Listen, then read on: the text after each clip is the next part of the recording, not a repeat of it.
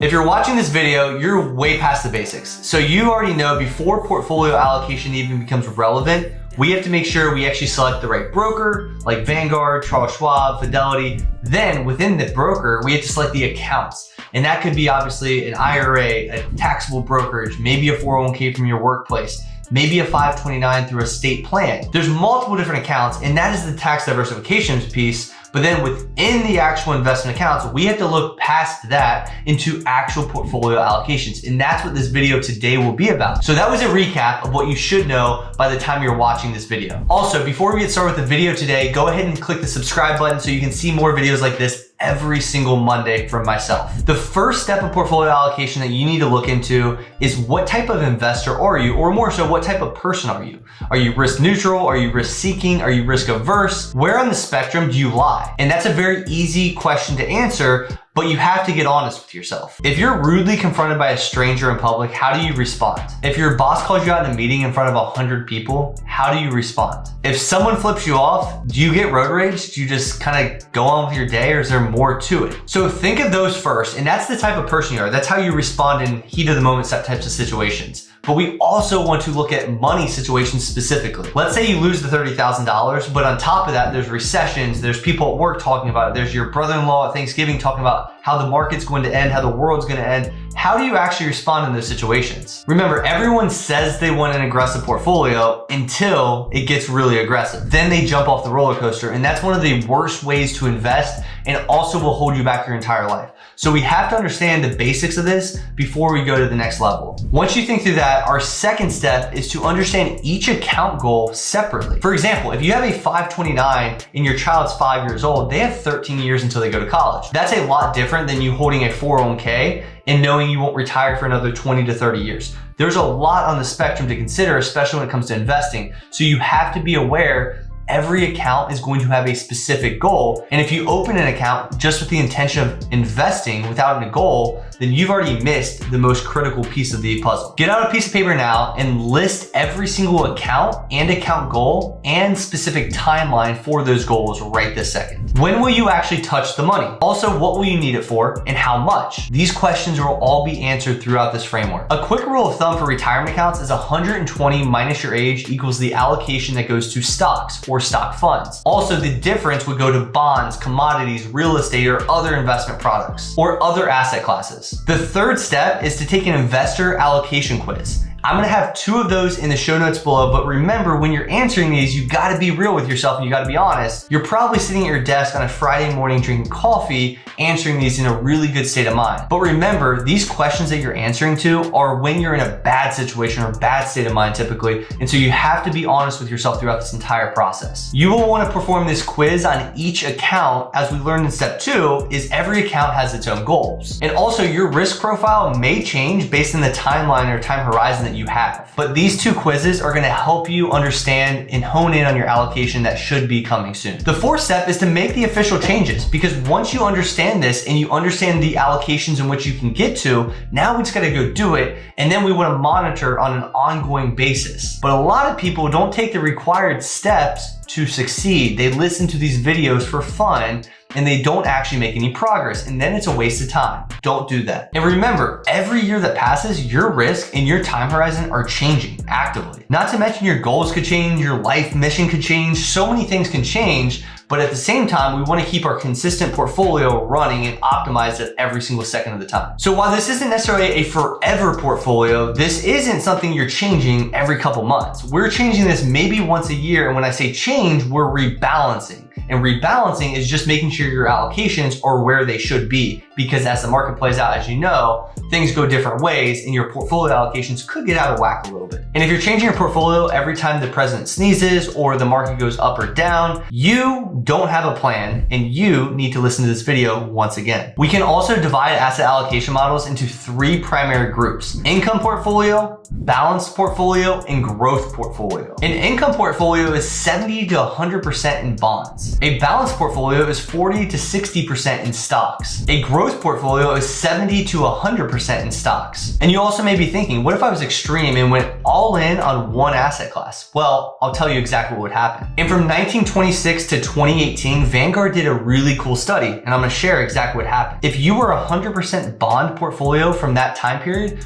you would return 5.3%. Its best year was 1982, where it experienced a 32.1% return. But in 1969, it had its worst year, and it was negative 8.1%. And of the 93 years that they studied, 100% bond portfolio had a down year in 14 of the 93 years. At the other extreme, if you were 100% stocks, you had a return of 10.1%. Its best year was 1933 with a 54% return. But just 2 years before that, it was the Great Depression era, and it lost 43%. And this 100% stock portfolio lost value in 26 of the 93 years. So stocks in the long term experience great returns, but they also experience a lot of volatility, which a lot of investors aren't prepared for. The decision investors need to make are making sure their goals are taken care of, their risk tolerance is within, and they meet their financial goals. It's as simple as that, and don't overcomplicate. And for long-term retirement investors, a growth portfolio probably makes the most sense. And whatever asset allocation model you select, you need to do another deep dive. So let's look at 3 simple allocations that we can implement using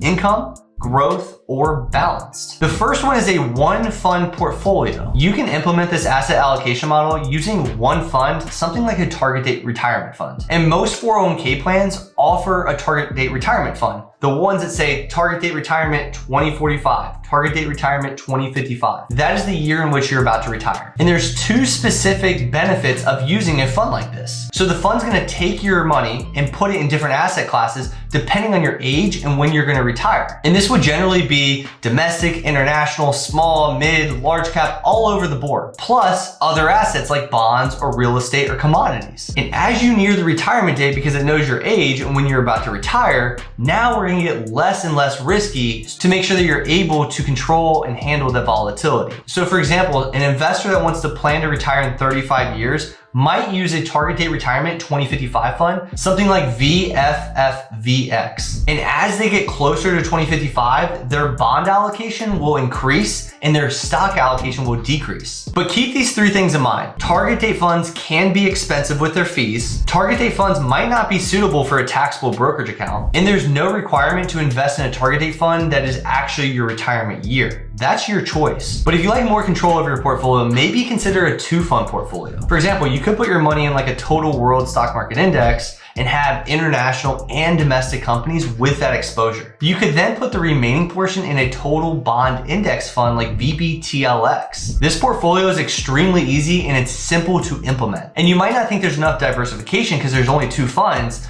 but the first fund covers 8,400 stocks, and the second fund, which is the bond fund, covers 9,000 companies. So by default, we actually have a ton of diversification. In some cases, it might actually be too much. Also, using a Vanguard approach, you could do a 3-fund portfolio using VTSAX, VTIAX, and VBTLX. Or if you're with Fidelity, FZROX, FZILX, and FXNAX. But remember, stick with your broker because there will be a $75 transaction fee if you purchase Vanguard index funds on Fidelity and vice versa. Let me repeat that.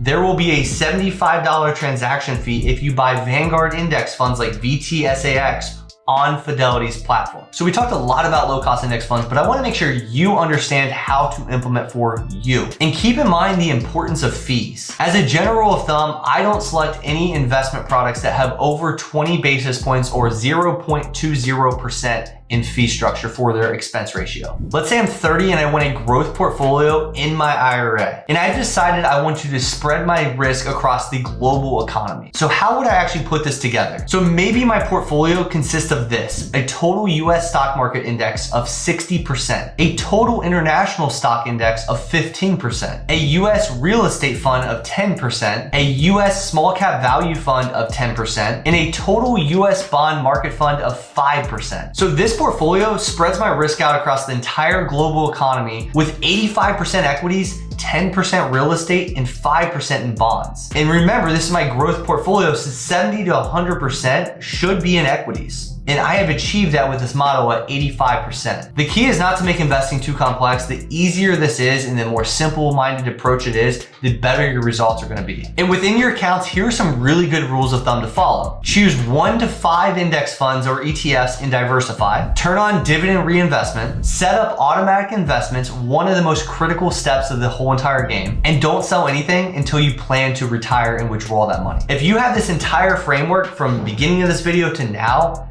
it's hard to mess that up. So I hope this made your investing simple. It should be a simple game. Investing that's complicated usually loses a lot of money. Investing that's simple always wins. Simple scales, fancy fails. It is a very tried and true principle, and it's a very easy concept to understand once you actually apply it to your life. And now life becomes easier and you're building compound interest on autopilot over a long period of time versus what you used to be doing maybe, which is paying interest. Now we want to gain the interest over a long time. If you have any questions about this video or other things, feel free to put the comments below. I will make sure I get back to you, and I will see you next Monday.